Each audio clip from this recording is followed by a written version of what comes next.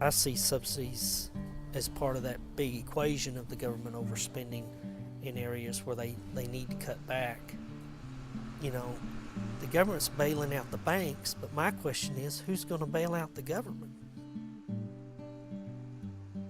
In response to the current economic crisis, our government has decided that taxpayers should bail out failing businesses. This is nothing new. During the Great Depression, the federal government started a subsidy program to get farmers through the hard times. Those programs are still in place today, even though farmers earn 30% more than the national average, and total farm income has more than doubled since 2002. Ken Galloway is a cotton farmer in Olton, Texas. We've always been small farmers. When my father retired, then I took over, and I've been farming since '96. This is one of my cotton fields. I love farming. It's what I love to do. But Ken isn't your typical farmer. I'm unique in that I'm one of the few farmers that'll talk out against subsidies. The problem is these subsidies make the farmer reliant on the government, and to that extent they're bad. Al Montna grows rice near Sacramento and serves as the president of the California State Board of Food and Agriculture. To be in any one of the major commodity crops, the subsidy system has really become a major part of your income. We see them as an investment, and more see them as an investment in our national security. In recent years, farm subsidies have become increasingly unpopular. Groups like Oxfam on the left and the Heritage Foundation on the right are critical of farm subsidies, as is Dan Sumner, an economist at the University of California at Davis. The only decent reason to have these subsidy programs is because we've always had them. There's no other reason you can think of. Back in the old Soviet Union, you had people growing all kinds of stuff that nobody wanted. Well, we have the same thing here. We have a bunch of rice that costs 65 cents a pound to produce, and the market isn't willing to pay anywhere near that. That's simple waste. That's taking real resources that we have as an economy and throwing them away. Many people who support farm subsidies are concerned about the plight of small family farmers. We celebrate the family farm not only because it gives us the food we eat, but it also maintains a way of life. When Franklin Delano Roosevelt introduced farm subsidies in the 1930s, 25% of the population lived on farms. Today, less than 1% of Americans live on farms that are larger, more efficient, and more productive than ever before. We've evolved to this highly capital-intensive industry. If you're small, you either get bigger or you quit farming because you can't make money. Since 1985, Willie Nelson and his friends at Farm Aid have raised more than $33 million to help save the small family farm. But despite what you may have heard, the vast majority of the $20 billion or so that our government doles out in subsidies each year ends up in the pockets of the richest farmers in America. They were never designed to be subsidies to help poor people. Most farmers, including those who grow our fruits and vegetables, don't receive any subsidies at all, while the lion's share goes to huge agribusiness firms like Archer Daniels Midland and Cargill. And get this, the long list of farm subsidy recipients includes billionaires like David Rockefeller, Fortune 500 companies, and lots of people who live in Manhattan. To get a sense of how ridiculous farm subsidies are, let's take a look at the sugar program. What we do here in the United States is keep out sugar from the rest of the world. The market price of sugar is about 10 cents a pound, average price around the world.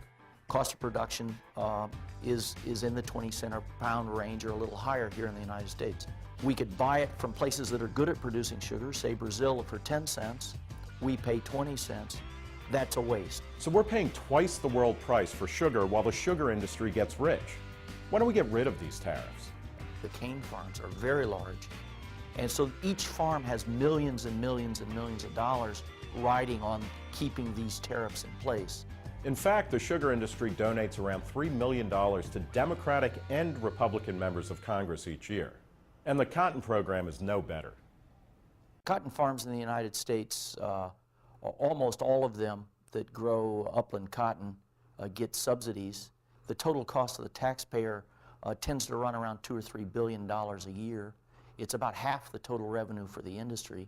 Like all farm subsidies, the cotton program is a form of corporate welfare. But U.S. taxpayers aren't the only ones who pay the price. If you have a strong subsidy, as they did in the past in cotton, then that encourages, when prices are low, people to overproduce, which simply holds the prices down, keeps them down low.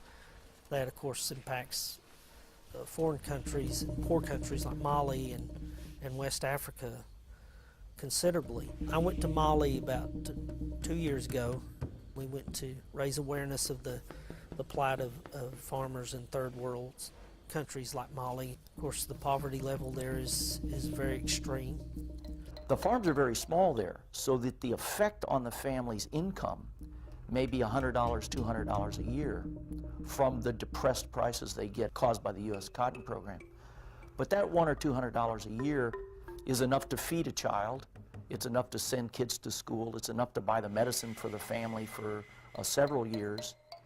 The U.S. government's refusal to scale back its farm subsidies has led to accusations of hypocrisy and highly contentious World Trade Organization talks. Fortunately, in this latest round, WTO round, it more or less fell apart. The WTO talks fell apart because developing countries demanded an end to the protectionist policies of rich Western nations. We will not be a party to any consensus that does not recognize our right to grow and to trade and to survive in this world economy.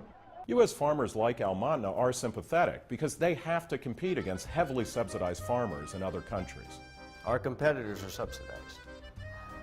Europe to the highest levels and Japan to the highest levels. If you can believe it, a cow in Europe receives a subsidy of around $2 per day, which is twice the income of a typical cotton farmer in Mali. U.S. agriculturalists would much rather compete in a free trade environment. And if we were to open those doors, as promised by many administrations, both Democratic and Republican, we would achieve that goal. And the need for a safety net under U.S. agriculture would be greatly diminished. So why doesn't our government do the right thing? Set a good example and end farm subsidies once and for all. Most of the members of Congress pay almost no attention to these programs. And in the districts where there are cotton farmers, each of those individual cotton farmers are getting hundreds of thousands, if not millions of dollars from the program. They really care. They make sure their member of Congress knows that. The other reason they're able to keep them in place is that the detail of the actual legislation is mind-numbingly complicated and frankly boring. Complicated, boring, and really bad public policy, especially in these troubled economic times. For Reason TV, I'm Nick Gillespie.